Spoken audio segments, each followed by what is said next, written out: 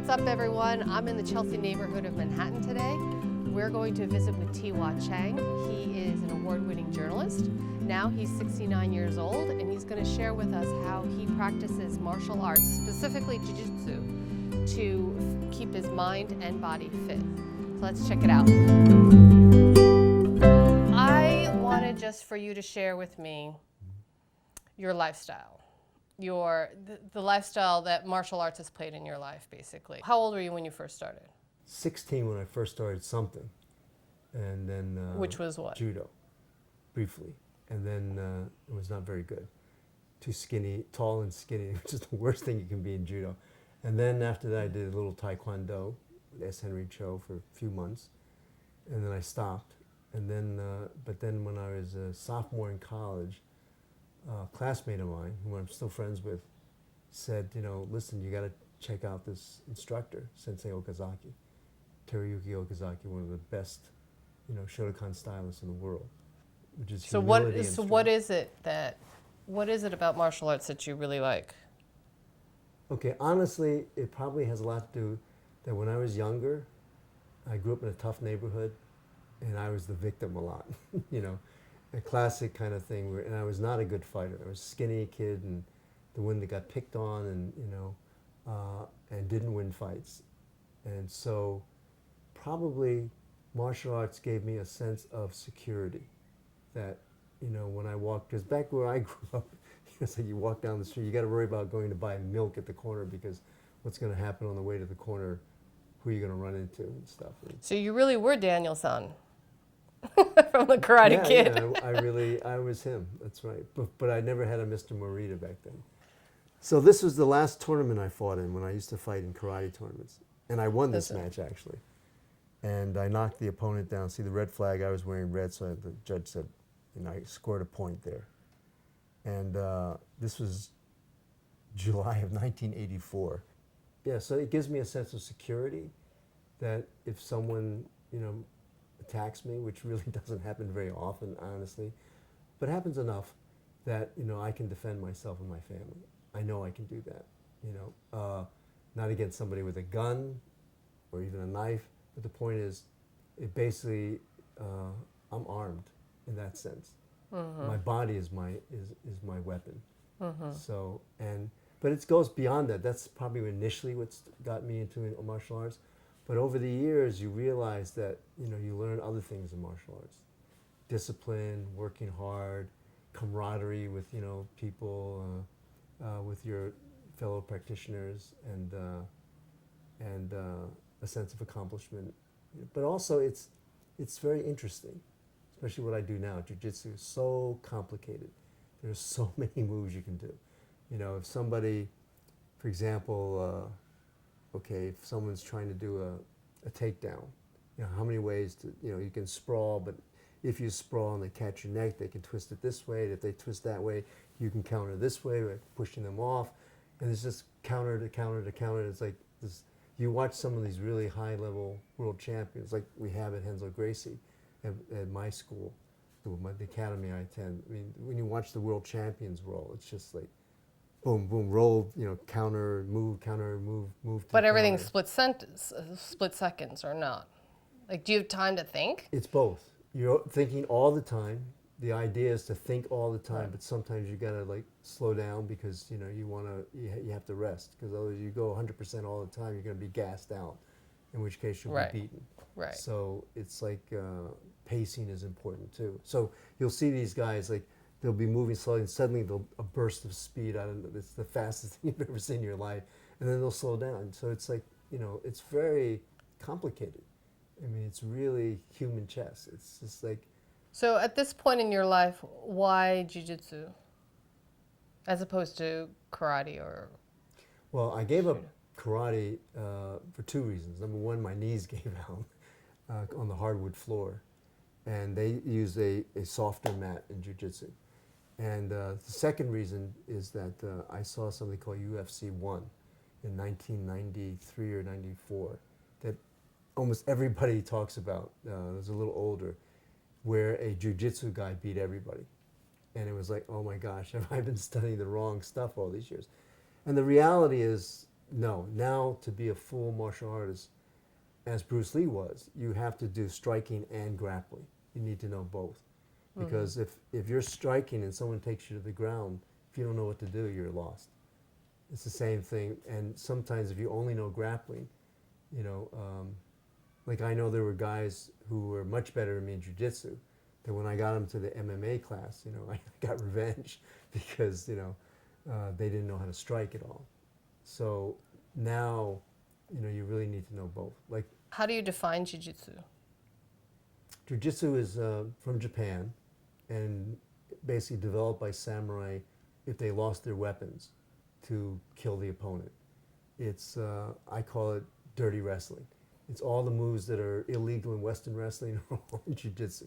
Going against every joint in the body. You can go for the wrist, the elbow, the shoulder, the knees, even the hips, especially the ankles down, leg locks, and of course choking people out of the neck. You know, to knock Oh them my out. God. So it's like all of that. But the good thing about Jiu Jitsu is you just tap out. You say, you know, basically I give up. And then, you know, they let go. They don't try and kill you. Right. Well, that's good. It's good to know.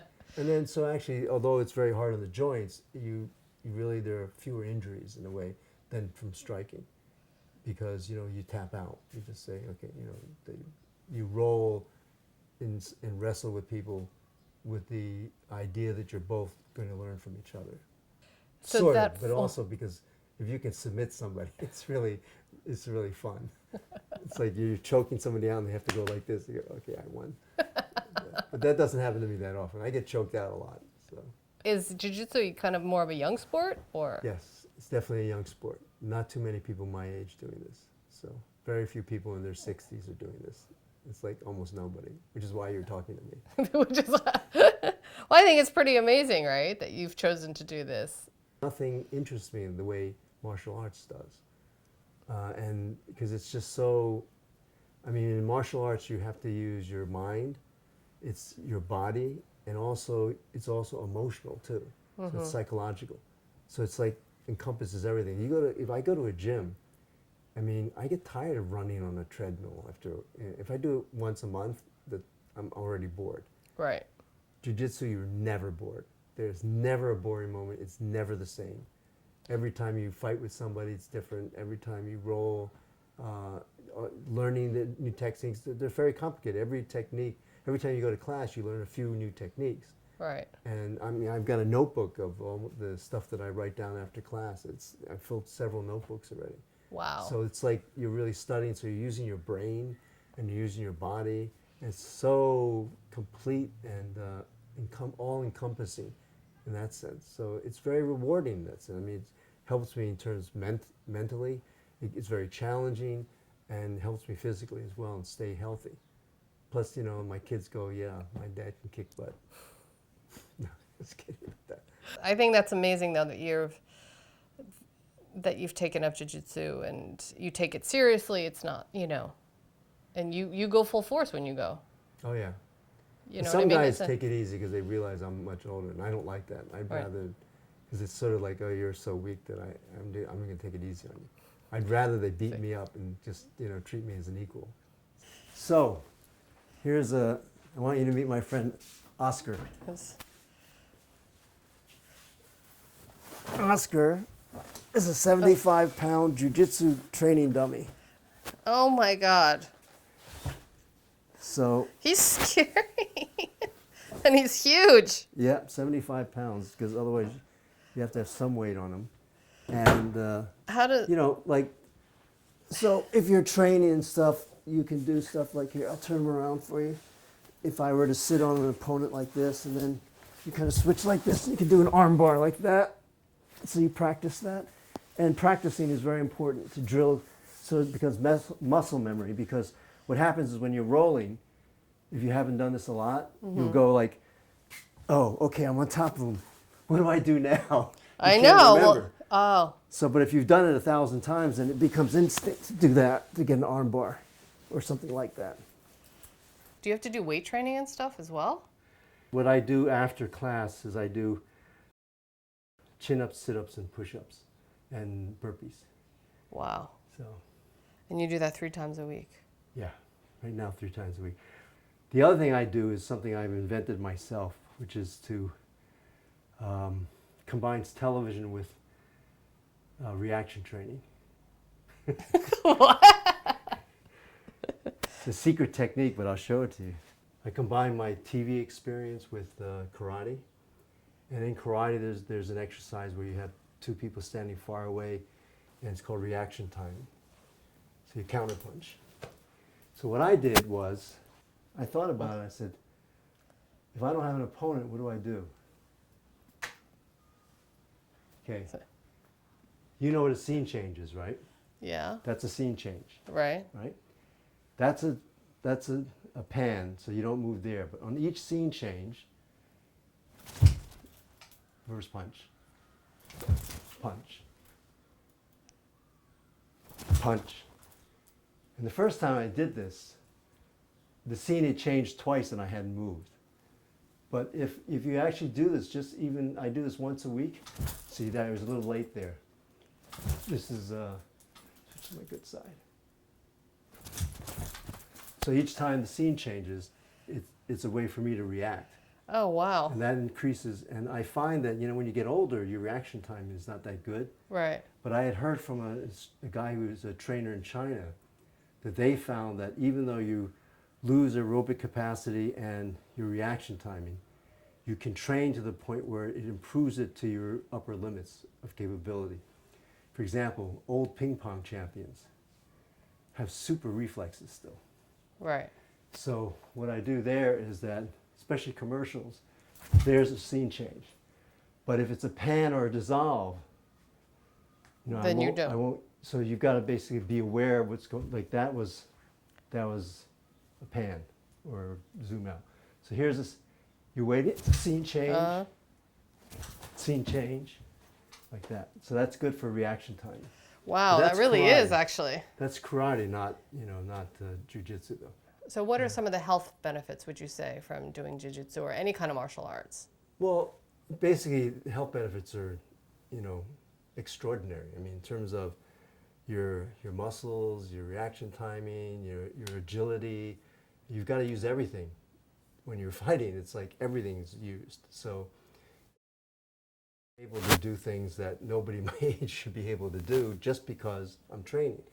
And the reality is, you hear more and more people say it's not about necessarily your age, is what you're doing. So that if you're a 92-year-old, some people are running marathons at 92. Right. And other people can't walk. And it comes down to how much exercise did you do. And I think that's one of the benefits of martial arts is that you can exercise, it's never boring, ever. And you're using your entire body. You're using your entire body and your mind. So it's all encompassing in that sense.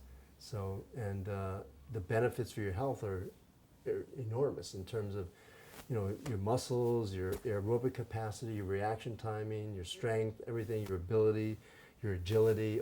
You have to use it all so you're actually,